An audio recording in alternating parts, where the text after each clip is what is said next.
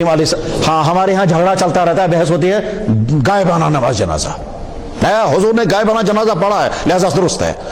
اتنا آسان اگر ہوتا فیصلے کرنے کہ ہم نے ایک حدیث پڑھی اور سب اعلان کر دیا درست ہے، اتنا آسان اگر ہوتا پھر تو اجتہاد بچوں کا کھیل بن جائے گا۔ ڈاکٹر اقبال رحمہ اللہ تعالیٰ نے ایک مرتبہ کہا تھا کہ اللہ صاحب یہ جو نئے نئے اجتہاد کرنے والے نکلے ہیں ان سے بچ کر کے رہنا، پرانے والے اجتہادی پر قائم رہو ورنہ تم کہیں کے نہیں رہو گے۔ اجتہاد عالمان کم نظر اقتدا بر رفتگاہ محفوظ تر، یہ کم نظر عالموں کی اجتہاد میں اگر پھنس گئے تم تو گمراہ ہو جاؤ گے۔ پرانے والے اجتہادوں پر قائم رہنا۔ جنازہ غائبانہ، اب دیکھیے جب امام غور کرتا ہے تو کیسے کرتا ہے۔ اللہ کے نبی علیہ الصلوۃ والسلام کے زمانے میں غائبانہ جنازہ پڑھنے کی ضرورتیں کب کب پیش آئی؟ بہت مرتبہ۔ حضور نبی علیہ السلام 10 صحابہ کو ایک جگہ بھیجا، کافروں نے گھیر کر ان کو شہید کر دیا۔ 70 صحابہ کو ایک اور علاقے میں بھیجا، کافروں کا ایک وفد آ گیا اور انہوں نے کہا، اللہ کے نبی نے ان کے سامنے اسلام پیش کیا، انہوں نے اسلام قبول نہیں کیا۔ انہوں نے اسلام قبول نہیں کیا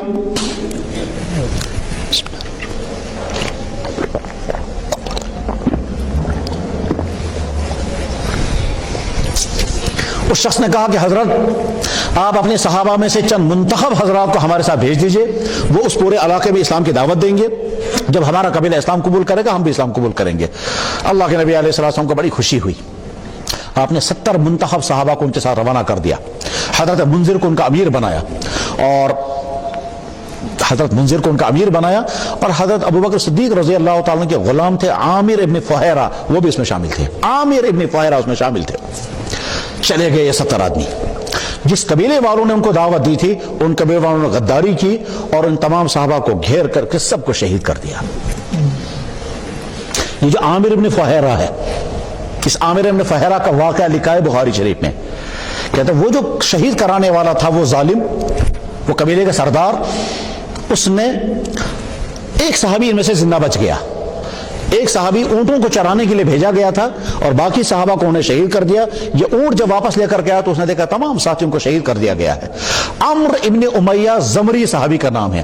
عمرو ابن امیہ واپس آئے تو دیکھا تمام صحابہ شہید ہیں، اس کے دل پر کیا بیتی ہوگی، بہرحال اس کو پکڑ لیا انہوں نے۔ پکڑنے کے بعد وہ جو قبیلے کے سردار تھا اس نے کہا تجھے بھی میں مارتا مگر میں تجھے زندہ چھوڑ دیتا ہوں، اس لیے کہ میری ماں نے کبھی غلام آزاد کرنے کی نظر مانی تھی، اس اپنی ماں کی نظر پورا کرنے کے لیے میں تجھے چھوڑ دیتا ہوں، زندہ چھوڑ دوں گا۔ بہرحال عمرو ابن امیہ زمری چھوٹ گئے، لیکن اس قبیلے کے سردار نے کہا یہاں سنو ذرا، یہ جو ہے نا یہ کون ہے؟ اس نے کہا ہمارا ساتھی عامر ابن فہیرہ ابوبکر صدیق کا غلام۔ کہنے لگا یہ عجیب ہے، حالانکہ وہ شہید شدہ تھا۔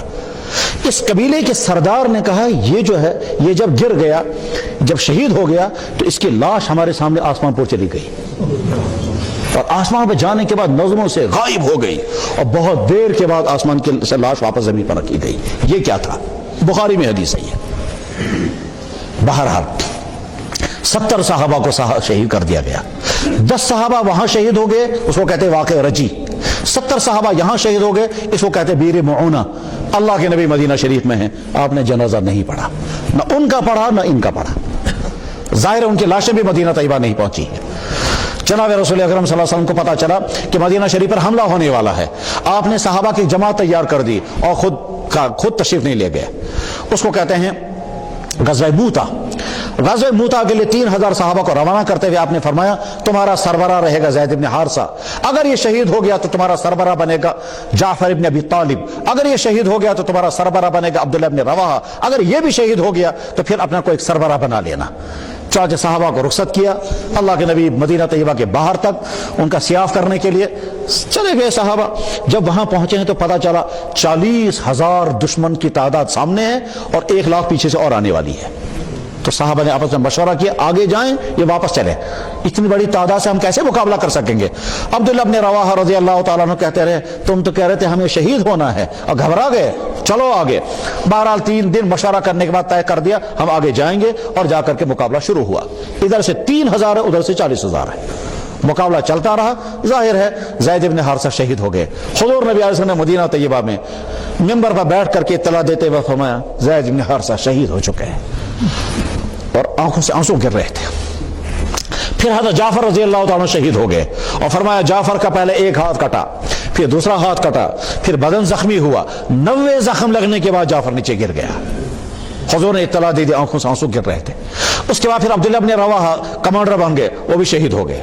शहीद होने के बाद हुजूर ने मदीना तैयबा में इत्तला दी। उसके बाद फरमाया अब झंडा जो है, अब झंडा जो है वो अल्लाह के तलवार के हाथ में आ गया है, यानी खालिद बिन वलीद सरबराह बन गए। खालिद बिन वलीद ने वहां एक जंगी तदबीर खेली है और 40,000 को पीछे ढकेल दिया, और 40,000 को पीछे ढकेल दिया, और उसके बाद फिर 3,000 सहाबा को बचा लिया, 12 मुसलमान सहाबा शहीद हो गए। मदीना तैयबा में हुजूर ने जनाजा गायबाना नहीं पढ़ा। ठीक, फिर जब जनाब रसूल अकरम सल्लल्लाहु अलैहि वसल्लम दुनिया से रुखसत हो गए तो मक्के वालों ने जनाजा गायबाना नहीं पढ़ा। हुजूर के बाद जब हजरत अबू बकर सिद्दीक रज़ी अल्लाह अन्हु का ज़माना था और वहां जंग यरमूक हुई है रूमियों के खिलाफ, वही जो जिन्होंने 40,000 की फौज हमला करके लाई थी और 1 लाख और लाने वाले थे, उन्हीं रूमियों के खिलाफ अबू बकर सिद्दीक रज़ी अल्लाह अन्हु के ज़माने में जंग हुई। 10,000 मुसलमान यरमूक के मैदान में शहीद हो गए। मदीना तैयबा में कोई जनाजा गायबाना नहीं पढ़ा गया।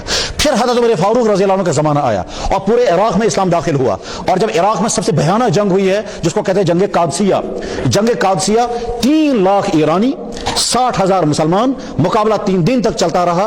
20,000 मुसलमान शहीद हो गए और 1.5 लाख ईरानी मारे गए। 1.5 लाख ईरानी मारे गए और बाकी 1.5 लाख फरार हो गए, कुछ दरिया दजला में डूब गए, कुछ फरार हो गए। और हज़रत साद इब्न अबी वक्कास रज़ी अल्लाह तआला अन्हु उस जमाने के उस किस्रा के महल में दाखिल हो गए। महल वीरान था और आयत पढ़ी उन्होंने, कम तरकू मिन जन्नातिन व अयून व ज़ुरूइ व मकामिन करीम व नामतिन कानू फीहा फाकिन कज़ालिक औरसनाहा कौमन आखरीन। कहते हैं कैसे कैसे अल्लाह छोड़ करके रफू चक्कर हो गए, कहीं कोई नामन निशान नहीं, अल्लाह ने हमको इनका वारिस बना दिया।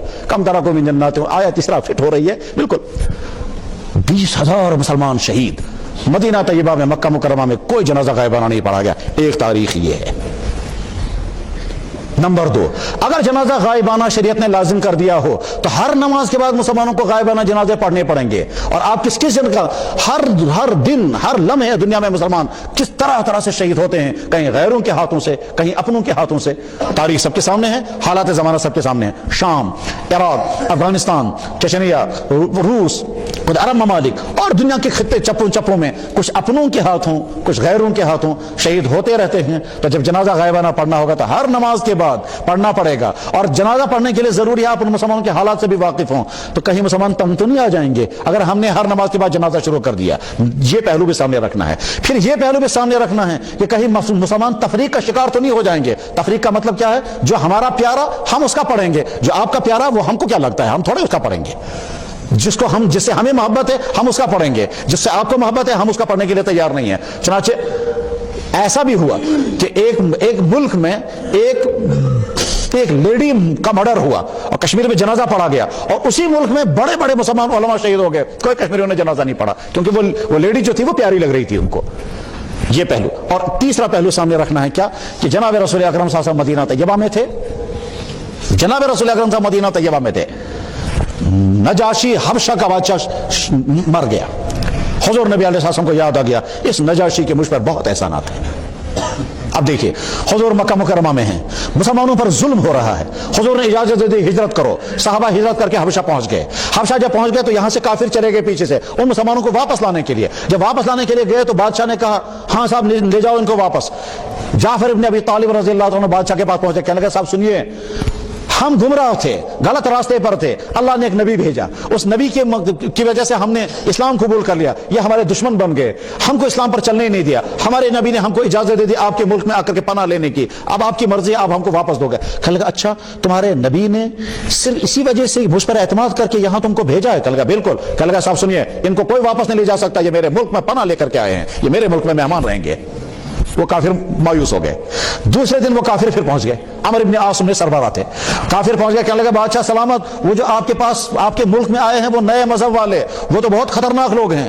बादशाह ने कहा क्या खतरनाक? कहने लगे वो आपके नबी की तौहीन करते हैं, हमारे नबी हज़रत ईसा अलैहिस्सलाम की। उन्होंने कहा हाँ बुलाओ उनको जल्दी। बुलाया गया। कहने लगा आप लोग हमारे नबी के बारे में क्या कहते हो?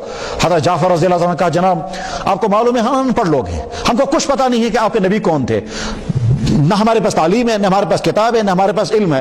वो जो नबी हमारे पास आया था उसी नबी ने आपके नबी के बारे में कुछ बातें हमको सुनाई और वो अल्लाह की आयतें उन पर नाजिल हुई थी, वो आयतें हम आपको सुना देते हैं। चुनांचे हज़रत जाफर रज़ी अल्लाह तआला जब आयतें पढ़नी शुरू की हज़रत ईसा अलैहिस्सलाम के बारे में, कुरान की आयतें, वो नजाशी बादशाह झूमने लगा। कहने लगा तुम्हारी किताब में हमारे नबी की आयतें हैं? कहने लगा जी। کہنے لگے اس سے زیادہ تعریف کیا ہو سکتی ہے ہمارے نبی کی؟ کون کہتا ہے یہ ہمارے نبی کی توہین کرتے ہیں؟ نکالو ان کو واپس، آپ لوگ یہیں رہیں گے۔ بہرحال ان کو امن مل گیا وہاں۔ اب نجاشی کے ملک میں یہ مسلمان امن کے ساتھ رہ رہے ہیں۔ حضور نبی علیہ السلام مکہ مکرمہ کے وہاں سے نکل کر مدینہ طیبہ تشریف لے گئے۔ مدینہ پہنچنے کے بعد وہاں جنگ بدر بھی ہو گئی، جنگ احد بھی ہو گئی، جنگ خندق بھی ہو گئی، یہ ساری جنگیں ہوتی رہی، اور وہ مہاجرین حبشہ وہی حبشہ میں ہیں۔ ایک حضرت جعفر تھے، حضرت علی رضی اللہ عنہ کے بڑے بھائی، وہ وہی ملک حبشہ میں ہیں۔ وہی ملک حبشہ میں ایک عبید اللہ ابن جہش تھا۔ عبید اللہ ابن جہش مکہ مکرمہ سے اپنی بیوی لے کر چلا گیا۔ ان کی بیوی کا نام تھا ام حبیبہ۔ ام حبیبہ جناب ابو سفیان کی بیٹی ہے۔ ابو سفیان جو ہے وہ کافروں کا کمانڈر ہیں۔ عبید اللہ ابن جہش اپنی بیوی ام حبیبہ کو لے کر حبشہ ہجرت کر کے چلا گیا وہاں جا کر عبید اللہ مرتد ہو گیا۔ اب وہ مرتد ہو گیا تو ام حبیبہ کہاں جائیں گی؟ وہ واپس بھی نہیں آ سکتی کیونکہ ان کا باپ کافر ہے۔ وہ حبشہ میں بھی نہیں رہ سکتی کیونکہ وہاں اس کا شوہر تھا، وہ مرتد ہو گیا ہے۔ وہ مدینہ جا نہیں سکتی، مدینہ جائے گی تو جانے کے وسائل نہیں ہیں، اور جائے اس پریشانی میں وہاں ہیں۔ یہ حالات ہیں۔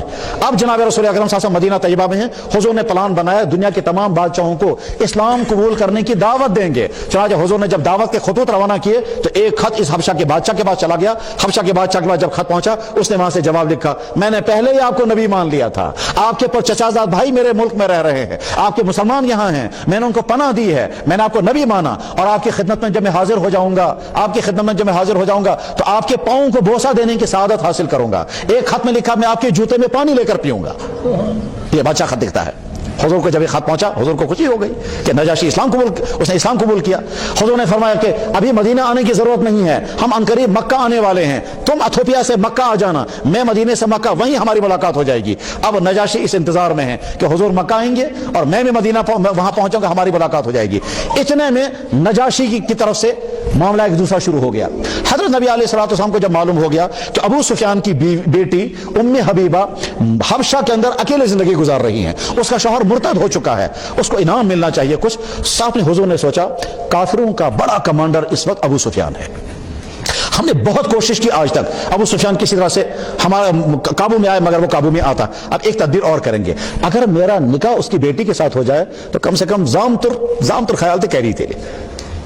آپ نے یہ تدبیر سوچی کہ اگر اس کی بیٹی کے ساتھ میرا نکاح ہو جائے گا تو اس کے بعد پھر میں ان کا داماد بن جاؤں گا، ہو سکتا ہے اس کی دشمنی کچھ کم ہو جائے۔ چنانچہ آپ نے ارادہ کیا یہاں سے اور نجاشی کو اطلاع بھیجی۔ کیا مناسب رہے گا کہ میں ام حبیبہ کو اطلاع بھیجوں نکاح کرنے کی؟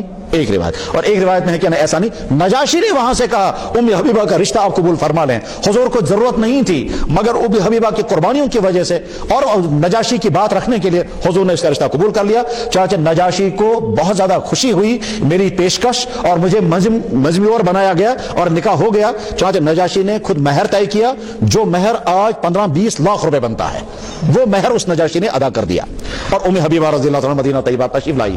یہ ہے نجاشی کے حالات۔ اب جب نجاشی انتظار میں ہے حضور سے میری ملاقات ہو گئی، ملاقات ابھی ہو نہیں پائی اور نجاشی کی وفات ہو گئی، تو مدینہ طیبہ میں کوہرام مچ گیا کہ لگا صاحب ایک ہمارا مسلمان بادشاہ تھا اور وہ بھی مر گیا۔ تو حضور نبی علیہ السلام نے مدینہ طیبہ میں اس کا غائبانہ جنازہ پڑھا۔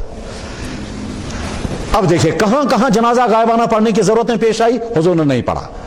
صحابہ کے دور میں جنازے غائبانہ پڑھنے کی نہیں پڑھا گیا، اور آخر میں ایک واقعہ پایا گیا جہاں غائبانہ جنازہ۔ اب غائبانہ جنازے کے لیے قانون ان تمام امور کو سامنے رکھ کر بنایا جائے گا، یہ اس ایک واقعے کو سامنے رکھ کر بنایا جائے گا۔ یہ ایکسیپشن کیس ہے، قانون ایکسیپشن پر نہیں بنتا ہے۔